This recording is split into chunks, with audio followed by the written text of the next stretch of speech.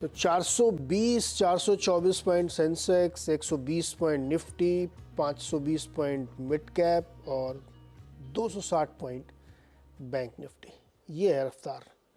और advance decline आप देखिए, हर एक दो बढ़ने वाले शेयर्स के सामने, हर एक दो गिरने वाले शेयर्स के सामने 7 शेयर बढ़ने वाले हैं। इस तरह का एडवांस डिक्लाइन यहाँ पे बनता हुआ देखने को मिल रहा है। आज के मेहमान हैं सर्वेंद्र श्रीवास्तव। सर्वेंद्र जी नमस्कार। बहुत बहुत नमस्कार नीरज जी। पलट गया भाई, अब तो फिर से तेजी का रुख बन गया, कैसा लग रहा है? देखिए शॉर्ट टर्म में यस, यहाँ पे 21,500 जिस तरह से लास्ट एक दो दिन में होल्ड किया है स्पॉट में, आई थिंक वो एक अच्छा संकेत है कि भाई आप एटलीस्ट अभी इमीडिएटली यहाँ से रोल डाउन नहीं कर रहे हैं और ऊपर में 21,850 तक का दायरा जो है वो दोबारा रिटेस्ट पॉसिबली यहाँ पे हो सकता है। तो आई थिंक अब एज लॉन्ग एज 21,500 नहीं तोड़ रहा है, आप ये मान के चलेंगे कि 21,850 और 21,900 की रेंज पॉसिबली निफ्टी एक बार छू सकता है towards the latter half of this week, और मे बी मंडे ट्यूसडे में भी आपको लेवल्स आते हुए दिखेंगे। तो नेक्स्ट 2-3 दिन का अगर किसी का रुझान है तो आई थिंक 21,500 ये स्पॉट के लेवल्स हैं, 21,500 के नीचे सब आप स्टॉप लॉस रखेंगे और आप ट्रेडिंग बेट में 21,800 21,850 के टारगेट के लिए ट्रेड करना चाहेंगे। ओके, 21,800 21,850 के लिए ट्रेड कर सकते हैं, लेकिन कंडीशन भी उन्होंने लगाई है कि उससे नीचे नहीं जाना चाहिए। ये है इंडेक्स पर अगर आप ट्रेड करना चाहते हैं तो। आज अच्छा, पहले तो शोभा डेवलपर्स में, शोभा लिमिटेड में राय बताइए। स्टॉक में बड़ी तेजी है आज। देखिए पूरा आई थिंक पूरा सेक्टर पे ही फ्लेवर है और जिस तरह से चल रहा है आई थिंक वॉल्यूम्स भी हैं। अब शाम को देखना पड़ेगा कि इसमें एक्चुअल डिलीवरीज कितनी जाती हैं। कल तो मेरे हिसाब से ठीक ठाक अच्छे वॉल्यूम्स भी होते हैं और डिलीवरीज भी अ, जो नॉर्मल है उससे ज्यादा आपको यहाँ पे उठती हुई दिखी थी। तो आई थिंक ओवरऑल यहाँ पे कमिटमेंट है, और जब कमिटमेंट है तो उस समय आप मोमेंटम को कंटिन्यू रखते हैं। तो आई थिंक जिस तरह से प्राइस वॉल्यूम का सेटअप बना हुआ है, आई थिंक यहाँ पे आपको और ऊपर में स्तर आते हुए दिख सकते हैं। तकरीबन 1380 1400 के लेवल्स भी यहाँ पे आपको नेक्स्ट 2-3 दिन में आते हुए दिखने चाहिए। ओके, रियल एस्टेट में अच्छी तेजी है और शोभा में आज मोतीलाल ओसवाल की एक रिपोर्ट भी थी, उसके बाद अच्छा रिएक्शन आया। कोलकाता चलते हैं, हमारे दर्शक इंतजार कर रहे हैं। जय विश्वास। जय सर नमस्कार, पूछिए सवाल। नमस्कार जी। जी सर मेरा 500 शेयर है हैथवे डेटा केबल का। ओके 2 साल से मैं होल्ड पे रखा हूँ। उसको क्या करना चाहिए सर? शिफ्ट कर देना चाहिए किसी और शेयर में कि उसको होल्ड पे रखना है, पोर्टफोलियो में रहना चाहिए? सरवीन जी, क्या करना चाहिए हैथवे में? देखिए फिलहाल तो short to medium term setup देखें तो काफी सारे चीजों के मार्च अप्रैल 23 के बाद से बॉटम्स बन के काफी अच्छे यहाँ पे मूव्स आए हैं। तो यहाँ पे आप देखिए एक 12-14 रुपए वाला स्टॉक ऑलरेडी 24 के 22-24 तो हो ही गया है। तो ऑलमोस्ट डबल आपको यहाँ पे रिटर्न होते हुए दिखे हैं साल भर के अंदर। तो आई थिंक अब इसको थोड़ा पचाएगा, बट अगर इन्होंने इतना टाइम दे दिया और थोड़ा और देना चाहें तो मेरे हिसाब से 20 रुपए के नीचे एक स्टॉप लॉस रखें, 1940 के आसपास एक स्टॉप लॉस रखें और फिलहाल 15-20 दिन ट्रेड में मेरे हिसाब से बने रहे यहाँ पे। और डेफिनेटली जैसे मैंने बोला मंथ मंथ एंड पे इसको रिव्यू जरूर करें। जनवरी का महीना क्रूशियल है, तो let second half of the month में इसको रिव्यू कर लें और उस समय ज्यादा बेहतर मैं इनको राय दे पाऊंगा। ओके, अगला सवाल है असित पाल, रोहतक हरियाणा से। असित जी बोलिए। सर मेरा फर्टिलाइजर केमिकल मैंने ले रखा हूँ 25 क्वांटिटी और बाइंग रेट है 486.19। इसको क्या करना है मुझे सर? लॉन्ग टाइम के लिए होल्ड करना है? नहीं, आपने किस इरादे से लिया था? सर लॉन्ग टाइम होल्ड करने के लिए। तो फिर लॉन्ग टाइम करिए ना। बढ़िया पैसा आपका 100 रुपये ऊपर है, नहीं 100 रुपये नुकसान हो गया आपको। इस पर एक आज बोर्ड बैठक भी है शायद। सरवीन जी, चंबल में क्या करना चाहिए? देखिए इसका साल का सेटअप तो काफी साल का अगर आप इसका देखेंगे सेटअप तो काफी ठीक ठाक बन गया है। आपको एक अच्छा ईयरली क्लोजिंग आपको काफी अच्छा मिला। पिछले पिछले साल की गिरावट 2022 की गिरावट के सामने 2023 ने एक अच्छा पुल बैक यहाँ पे रख दिया है। तो मेरा थॉट इनको यही रहेगा कि फिलहाल ट्रेड में बने रहें। जब ये लॉन्ग टर्म वाले हैं और 12 लॉन्ग टर्म को मैं मान के चलता हूँ 12-24 महीने प्लस, ये मैं मान के चल रहा हूँ कि इनका ये दायरा है। तो आई थिंक ट्रेड में बने रहे हैं यहाँ पे। और मुझे लगता है कि अब 320-330 के आसपास अच्छे सपोर्ट्स बने हुए हैं यहाँ पे। तो आई थिंक जब तक वो एरियाज डिफेंडेड हैं, मुझे नहीं लगता कि और कुछ बहुत ज्यादा नरमी यहाँ आएगी। तो उन उन लेवल्स पे ध्यान रखें 320 के आसपास और फिलहाल ट्रेड में बने रहे। ओके, 320 लेवल ध्यान रखिए और फिलहाल ट्रेड में बने रहिए। शिवम कुमार बक्सर बिहार से हमारे साथ जुड़ रहे हैं। शिवम, क्या सवाल है?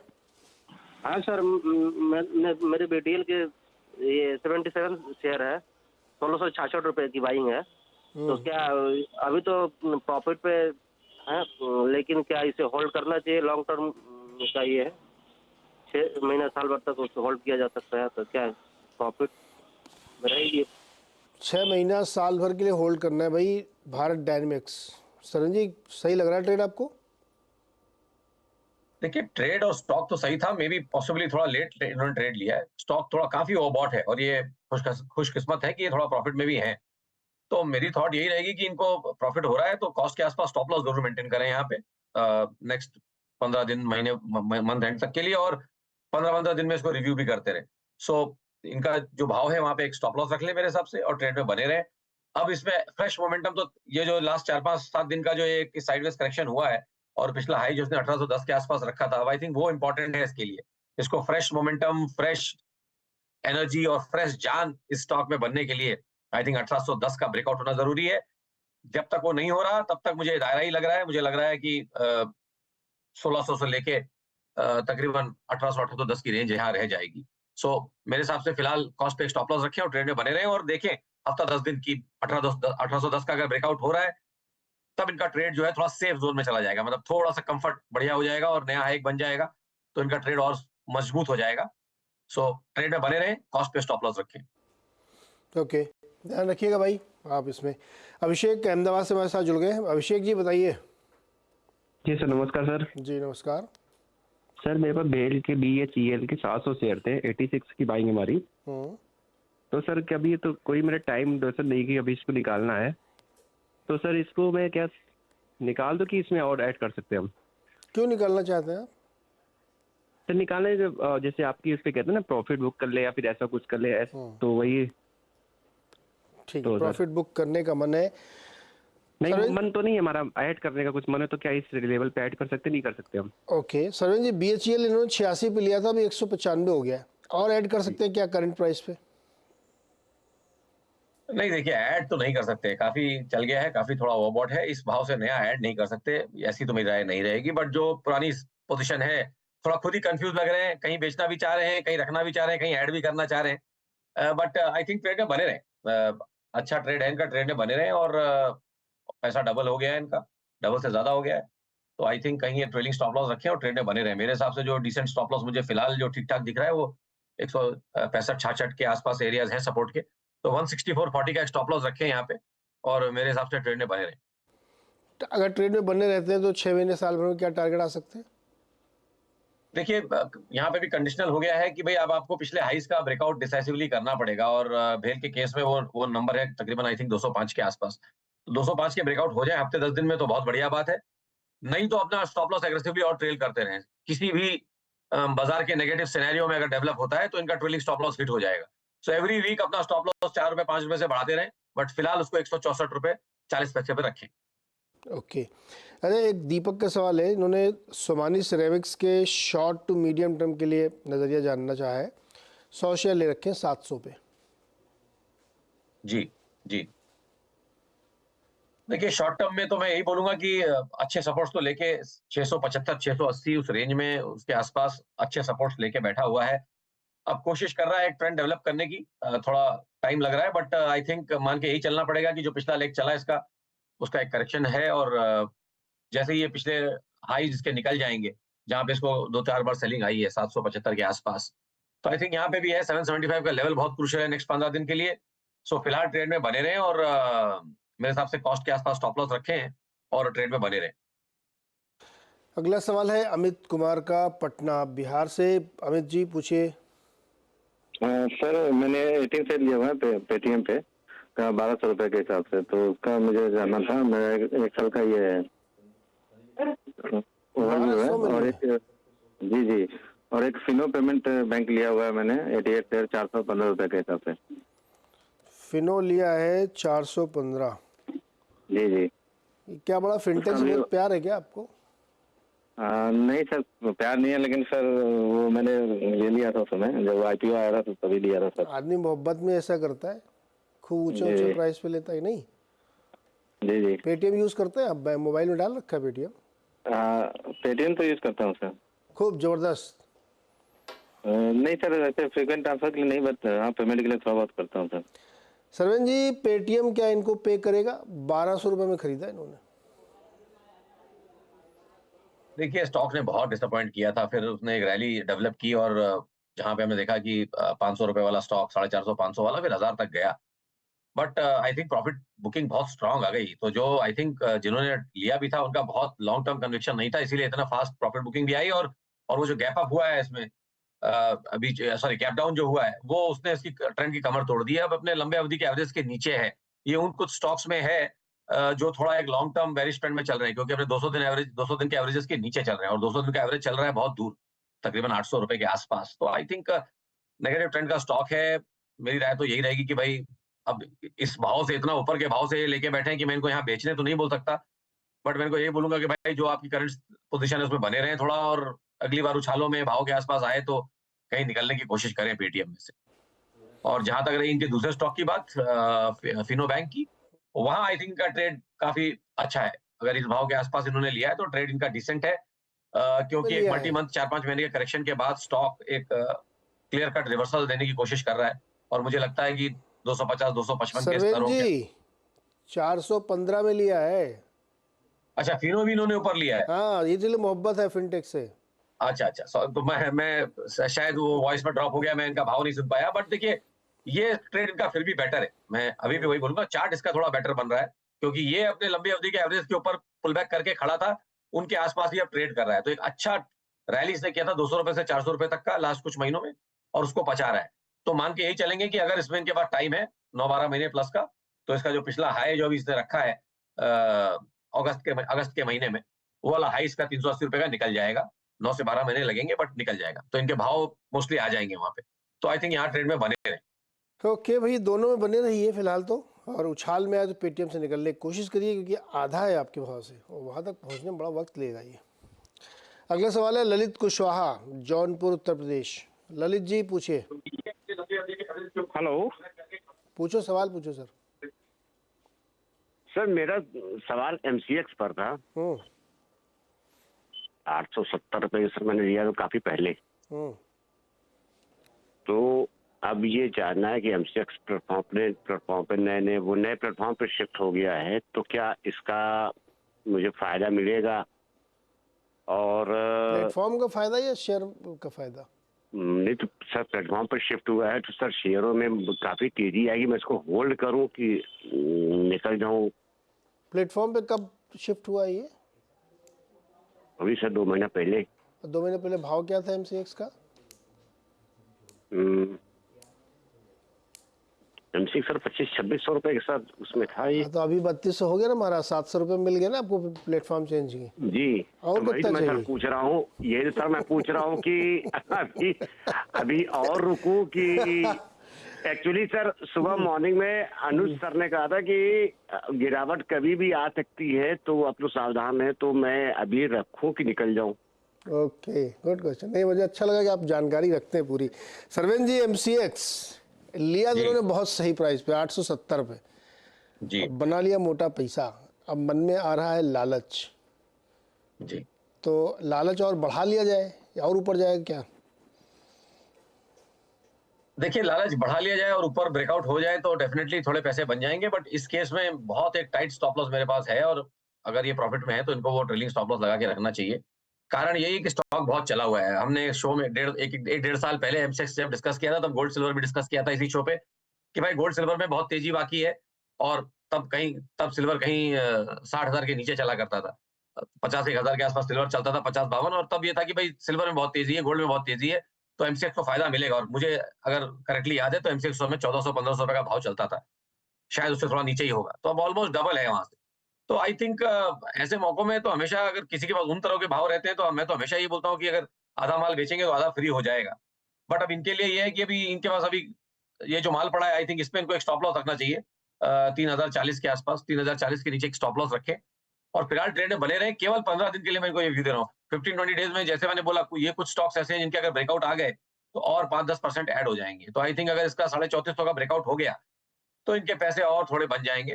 बट किसी कारणवश से अगर ये 3040 3000 के नीचे जाता है तो फिर मेरे हिसाब से तो मुनाफा बांध के निकलना चाहिए। तो भैया कुशवाहा जी 3040 नंबर याद कर लो, नोट कर लो अपने मोबाइल पर, सुबह उठ के जी देख अरे लिया सर करो। मैं आपका चैनल तो देखता ही रहता हूँ। अरे भूल जाओगे भाई, चैनल में दिन भर थोड़ी ही बताएंगे। आप 3040 स्टॉप लॉस है, याद रख लो, उसके नीचे या निकल लेना, और नहीं तो राइड करो। बढ़िया ब्रेकआउट आ गया तो और बढ़िया पैसा बनेगा आपका, ट्रेड अच्छा था आपका। ठीक। अगला सवाल अजीत का है, बदलापुर महाराष्ट्र से। अजीत जी नमस्कार। नमस्ते सर, नमस्ते जी बताइए sir. Sir I am holding Tanla at 1105, तो इसका long time and short time view मेरे को जानना था। ओके सलन जी, टानला प्लेटफॉर्म्स जी। 1105 पे लिया अजीत जी ने। जी लॉन्ग टर्म और शॉर्ट टर्म दोनों में क्या नजरिया बनता है इसमें? देखिए, लॉन्ग टर्म में ये वापस वही सिग्नेचर का स्टॉक है जिन्होंने मार्च अप्रैल 23 में अच्छे लोज रखे, एक अच्छी रैली की हुई है। तो तकरीबन 600 के नीचे गया था और वहां से फिर 1200 भी हुआ। तो इसने साल भर में पैसा डबल करके दिया। अब उसका करेक्शन भी हुआ अच्छा। तो आई थिंक ये जो करेक्शन वाला जो लेग है और उसका जो बॉटम हमने भी बनाया तकरीबन 900 रुपए के आसपास, वो अब इसके लिए क्लियर कट एक लक्ष्मण रेखा हो जाती है। अगर तो बुल मार्केट इंटैक्ट रहना है और बुल मार्केट है तो ये लक्ष्मण रेखा इसके लिए 900 के नीचे इसको जाना नहीं चाहिए। तो इनके लिए भी वही लेवल है 900 पे ध्यान रखिए। 900 के नीचे जब तक नहीं जाता है तब तक लॉन्ग टर्म ट्रेंड इसका अच्छा है। तो लॉन्ग टर्म में तो मैं यही बोलूंगा कि 900 के सपोर्ट्स और ऊपर में डेफिनेटली 1200 के हाईज ये निकालने की कोशिश करेगा। 1250 1300 भी जाएगा नेक्स्ट 9-12 महीने में। तो लॉन्ग टर्म में तो ये ट्रेड में 900 के स्टॉप लॉस से बने रहे। शॉर्ट टर्म की बात रही तो मुझे लगता है कि दायरा मुझे थोड़ा और थोड़ा छोटा करना पड़ेगा। और मुझे वहां पे लगता है कि दायरा मुझे दिख रहा है जो वो तकरीबन 1000 रुपए से लेके 1150 तक है। तो आई थिंक शॉर्ट टर्म में एक 1100 से 1150 का दायरा है और लॉन्ग टर्म में मुझे लगता है कि स्टॉक में 900 जब तक नहीं टूटा तब तक ट्रेंड इंटैक्ट है, बुलिश है और ऊपर के लेवल्स आने चाहिए। ओके तो ये राय है आपके लिए सर टानला प्लेटफॉर्म्स के लिए। अगला सवाल है लखनऊ से रामेंद्र का। लखनऊ चलते हैं, रामेंद्र जी बताइए। जी गुड मॉर्निंग सर। मैं IRCTC 1000 शेयर खरीदे थे मैंने, वो 500 शेयर खरीदे थे 1000 रुपए में। ओके तो ये काफी डाउन हो गया नीचे, तो हम चाहते हैं कि इसको बेचें या खरीदें या इसको होल्ड रखें, क्या करें हम समझ नहीं आ रहा। ये कम से कम 3-4 साल हो गए। कैसा, कितने साल पहले खरीदे थे? लगभग 3 साल हो गए। उसमें फिर ब्रेक कर दिया गया ना, इसको तोड़ के 2 हिस्सों में कर दिया गया था। तो आपको टूटे वाले मिले होंगे ना? टूटे हुए मिले हैं लेकिन उसका एवरेज यही आ रहा है लगभग 900-1000 रुपए। तो आप ये बताओ ना, ये आपने बहुत ऊपर लिया था, टूटने के बाद भी एवरेज 1000 रुपये बैठा आपका। सरवीन जी फेवरेट शेयर है आपका ये IRCTC? सर हमारा तो फेवरेट आप लोग बना देते हैं। आई थिंक दर्शक लोग ही जो हैं वही फेवरेट बना देते हैं। बहुत इस पे चर्चाएं हुई थी और अगर याद हो तो इसका टॉप हमने कॉल किया था कि भाई खत्म हो गया है। वो अगर मेरे ट्विटर हैंडल पे वो वीडियो भी पड़ा हो तो देख सकते हैं। हम लोगों ने इसका टॉप शो पे ही कॉल किया था कि भाई ये खत्म है। अब यहाँ से एक लंबा करेक्शन करेगा और टारगेट भी उस समय बहुत क्लियर कट 600 650 और 750 के एरियाज में दे दिए थे। हमारे करेक्शन टारगेट्स को भी ये नीचे तोड़ के गया था और उस समय पे भी अगर ये शो सुनते थे तो हमेशा हमने बोला कि भाई अगर है तो अच्छा शेयर है, अगर आप चाहें तो यहाँ पे एवरेज करना है तो करें। और नई एवरेज वाली क्वांटिटी पे हमेशा स्टॉप लॉस लगाने को मैं बोलता ही हूँ। तो वो सारे स्टॉप लॉसेस नहीं है हुए और स्टॉक अब 550-600 वाला वापस 1000 है। तो आई थिंक ये अगर देख रहे हैं शो तो हर चीज देखें और पूरा उसको फॉलो करें। खाली जब तकलीफ में उस समय फॉलो करेंगे तो नहीं, जब राय उसके बाद दोबारा मिल रही है कि भाई आप लीजिए थोड़ा और एवरेज करिए तो लेना चाहिए, तो ही आप अच्छे शेयर्स में जल्दी निकल पाएंगे। अब क्या होगा, इनका भाव आते आते टाइम लगेगा। प्लस आई थिंक इनके पास इनका भाव भी गलत है। जब स्टॉक 1140 के ऊपर गया ही नहीं एडजस्टेड, तो अब ये तो आई थिंक ये बहुत एकदम टॉप छाप के बैठे हैं।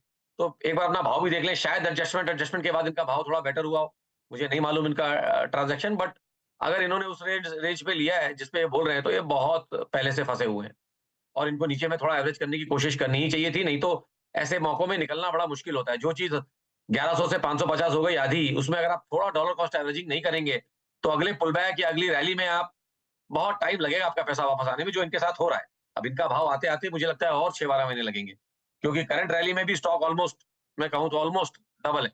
तो अब यहाँ पे करेक्शन भी आएगा, ऐसा नहीं है कि वन साइड चलता रहेगा। तो मुझे लगता है इसके दायरे 750 से लेके 900 के बने हुए हैं और उन दायरों में ये फिलहाल अभी कहीं ट्रेड करेगा 750 से लेके 900 920 और जब तक 950 970 का ब्रेकआउट नहीं होता इनका भाव मुश्किल है आना इमीडिएटली। बट 6-12 महीने और पेशेंस है रखें तो शायद इनके फिर भाव आएंगे। तो 12 महीने प्लस के होराइजन में है तो बने रहे ट्रेड में। बट सब दर्शकों से यही दरखास्त रहेगी कि भाई सुने तो पूरा सुने और सब कुछ करें, खाली अपने मन का जो है वो ना करें। अगर एनालिस्ट की सुन रहे हैं तो एनालिस्ट का कुछ करें सुन के। भाई धैर्य रखिए थोड़ा, आपका प्राइस आए तो फिर इसमें विचार किया जाएगा क्या किया जा सकता है। वैसे IRCTC येस बैंक वगैरह ने बहुत दुखी किया लोगों को और इन शेयरों में बहुत लोग परेशान हुए, लंबे समय तक होल्ड किया और पैसा नहीं बन रहा है। लेकिन उम्मीद मत छोड़िए, क्वालिटी वाइज कंपनी में कोई दिक्कत नहीं, बहुत अच्छी कंपनी है। बट ये है कि प्राइस अनाप शनाप भाग गया था इसलिए वो करेक्शन में आ गया था। सरवीन जी बहुत बहुत शुक्रिया जुड़ने के लिए, बातचीत करने के लिए और मेहमान की मदद करने के लिए। मार्केट में मज़ेदार तेज़ी, ज़ोरदार तेज़ी बनी हुई है अभी भी और स्टॉक भी अच्छा परफॉर्म करते हुए दिख रहे हैं। एडवांस डिक्लाइन भी काफ़ी फेवरेबल है। एक छोटा सा यहाँ पे ब्रेक लेंगे और ब्रेक के बाद आप देखेंगे खिलाड़ी नंबर 1।